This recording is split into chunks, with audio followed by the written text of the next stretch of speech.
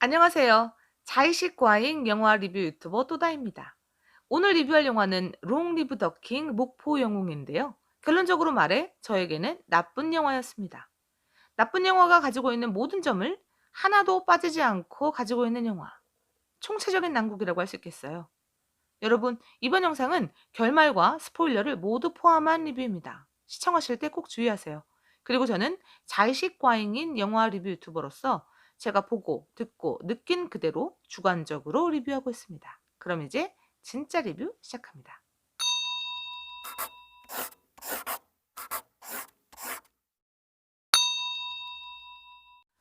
영화의 줄거리는 이래요. 목포 건달 장세출은 지역의 다수 나이트클럽, 오락실 등을 운영하는 건 물론이고 사채업까지 크게 하는 거대 조직의 보스입니다. 특히 철거 일을 잘하기로도 유명한데요. 평소처럼 재건설 반대 시위를 하고 있는 시장으로 나간 장세출은 그곳에서 변호사인 강소연을 보고 한눈에 반해 하던 일을 모두 그만두고 그녀가 원하는 좋은 사람이 되고자 합니다. 어느 날 우연히 텔레비전을 보다가 '저 사람이면 좋은 사람인가?' 싶은 생각이 들었던 황보윤 선생을 따라다니면서 비법, 그러니까 좋은 사람이 되는 법을 전수해 달라고 조르는데요.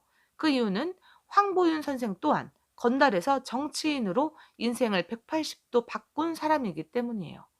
황보윤 선생이 시민의 요구로 국회의원 선거에 뛰어들었다가 반대편 후보의 계략으로 몸을 다치게 되자 장세출은 그 대안으로 대신 국회의원 선거에 나가게 됩니다. 장세출이 얼마 전에 우연히 버스 추락 사고에서 버스 기사를 구하며 목포의 영웅으로 떠올랐기 때문이에요. 그리고 우여곡절 끝에 국회의원에 당선이 됩니다. 끝이에요.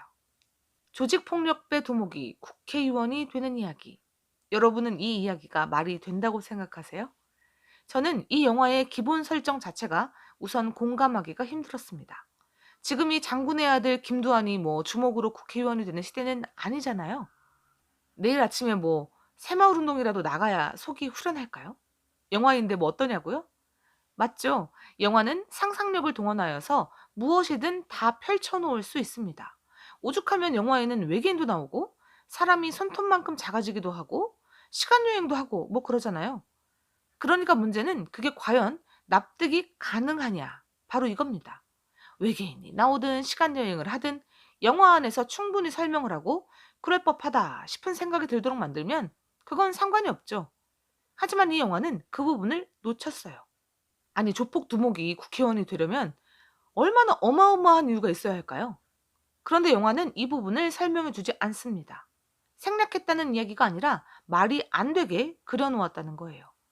아니, 멀쩡하게 본업인 조폭 일에 충실하던 사람이 우연히 마주친 여자에게 빠져서 오락실도 팔고 나이트클럽도 팔고 손을 씻는다? 이 정도로 물렁물렁한 사람이 어떻게 조폭 두목의 자리에까지 올랐을까요? 그리고 그걸 조직이 가만두고 본다? 조직이 무슨 개모임이나 조기축구회 뭐 그 정도 되나 봐요. 그리고 우연히 영웅이 된 이후에 그 후광으로 국회의원이 된다? 음, 어느 하나 제대로 설명이 안 되고 또 납득이 되는 부분이 없습니다. 이 영화는 웹툰을 원작으로 하고 있어요. 저는 원작인 웹툰을 보지 않았지만 어쩌면 원작에서는 이 부분을 충분히 시간과 공을 들여서 설명을 해 놓았을 수도 있겠다 하는 생각이 문득 들었습니다. 왜냐하면 이 부분은 이 스토리의 핵심이니까요.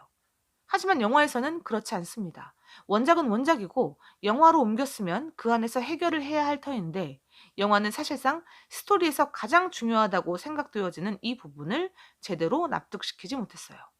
장세출은 더 많은 것을 공들여 증명해야 했습니다. 또한 저는 이 영화가 조폭을 선한 존재로 그리고 있다는 점을 그냥 지나치기가 힘듭니다. 조직 폭력을 일삼는 한 사람은 그 자체로 선량할 수 있어요. 하지만 그가 행하는 행동, 그건 분명 악이죠. 위법입니다. 그 어떤 미사역으로도 숨길 수 없는 사회 악이에요. 그런데 이 영화에선 영웅이라는 이름을 붙이며 칭송하고 있습니다. 영화에서 그는 우연히 버스 사고에 휘말린 뒤에 목숨을 걸고 사람을 구했습니다. 이 점은 당연히 영웅적인 행동입니다. 칭송받아야 하고 고마운 마음을 전해받아야 하죠. 하지만 그건 이 일 하나에 해당합니다. 그 일 때문에 혹은 이제 손을 씻었다는 이유로 우리는 그를 국회의원으로 당선시킬 수는 없습니다. 우리는 조직폭력배가 행하는 무수히 많은 악행을 알고 있습니다. 그가 만일 국회에 들어가고자 한다면 그가 지금껏 조폭에 가담하고 또한 두목까지 가기 위해 노력하는 과정에서, 그리고 조폭 두목으로서 조직을 유지하기 위해 행한 각종 사기와 상해 혹은 그 이상의 것, 탈세 및 셀 수 없이 많은 악행들에 대해 해명하고 죗값을 치러야 할 것입니다.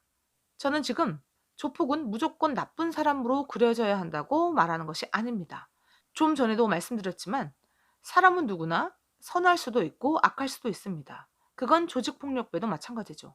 하지만 사회의 선으로까지 진행되는 상황에서는 저는 심한 불편함이 느껴집니다. 설정도 설정이지만 정말이지 영화를 너무너무 못 만들었어요. 아주 지루해요. 재미가 없습니다. 중간에 나갈까? 하는 그런 생각이 들 정도였어요. 일어나는 사건은 제가 무슨 타임머신이라도 있어서 미래에 다녀온 것처럼 눈앞에 빤히 그려집니다. 뽀뽀하겠지? 그러면 뽀뽀하고, 납치하겠지? 하면 납치하고요. 캐릭터는 정말 너무하다 싶게 심해요. 너무 밋밋하고 재미없고 개성도 없고 답답하기까지 합니다. 지나쳤어요. 개성 있는 캐릭터, 눈길 가는 캐릭터, 이거 뭐 주조연 다 포함해서 단 한 명도 없습니다. 이건 시나리오 단계에서부터 허술하게 짰다는 말이에요. 연출 또한 특출날 게 없는 건 물론이고 그냥 다 허술합니다. 어떤 분들은 이 영화를 재미있게 느끼실 수도 있겠다 싶은 생각이 좀 들었는데요. 이 영화에 아주 가끔 웃기는 부분이 나와요. 장세출 반대파의 얘기가 좀 나오는데요. 그때 등장하는 건달 3명이 웃음을 담당합니다. 그리고 까메오가 잠깐 등장을 하는데 감독의 전작이 범죄도시였던 걸 떠올리면 뭐 충분히 예상 가능했던 까메오고요. 이 영화는 더 이야기하기도 에너지 낭비라고 여겨질 만큼 정말 형편없는 영화였습니다. 그리고 마지막에 에필로그식으로 정말 황당한 장면이 나오는데요. 김동률의 노래 사랑한다는 말을 노래방 화면과 반주에 맞추어서 이렇게 돌아가면서 배우들이 불러요. 사실 이 노래는 영화 중간 노래방 씬에서 장세출이 부르는 노래인데요. 이걸 보고 다른 사람들이 아니 조폭이 땡벌 같은 걸 안 부르고 이런 노래 부른다 이러면서 놀랐어요. 그 장면의 연장으로 마지막에 이런 연출을 한 건데 솔직히 말해서 저는 이 영화 전체에서 이 마지막 황당한 장면이 가장 좋았습니다. 적어도 김동률 노래는 좋잖아요.